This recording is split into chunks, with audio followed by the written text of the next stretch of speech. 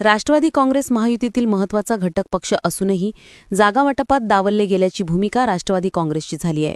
त्यामुळे ऐनवेळी नगराध्यक्षपदासह राष्ट्रवादीनं 11 ठिकाणी आपले उमेदवार उभे केले। राष्ट्रवादी काँग्रेसचा पाया ओबीसी, बहुजन आणि पुरोगामी विचारांचा आहे। त्यामुळे या घटकाचा मोठा पाठिंबा राष्ट्रवादीला असल्यानं महायुतीतील शिवसेना, भाजप यांच्याबरोबरच संगमनेर युवा समितीलाही त्याचा मोठा फटका बसू शकतो। जाणून घ्या दैनिक युवा वार्ताबरोबर बोलताना जिल्हाध्यक्ष कपिल पवार यांनी आपली काय भूमिका मांडली। महाराष्ट्रात ह्या ठिकाणी महायुती येणाऱ्या स्थानिक स्वराज्य संस्था, नगर परिषदा निवडणुकीमध्ये बऱ्याच ठिकाणी महायुती म्हणून लढतीये।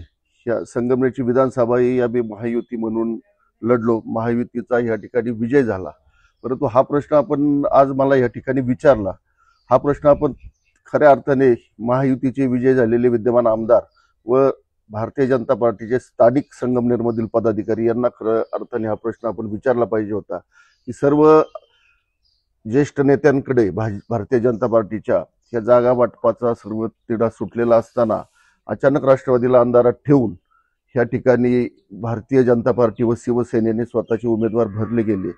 ज्या दिवशी हे जागा वाटप झालं त्यानंतर त्यांनी राष्ट्रवादी काँग्रेस पार्टीशी कुठलाही संपर्क केला नाही।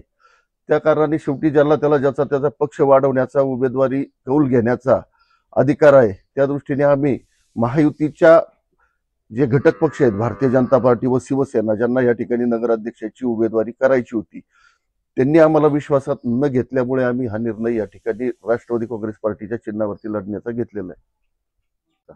याबाबत उद्या दिनांक 21 नोव्हेंबर दुपारी 3 वाजेनंतर आपल्याला सर्व चित्र स्पष्ट होईल। परिवर्तनाचा पुरस्कर्ता न्यूज युवा वार्ता।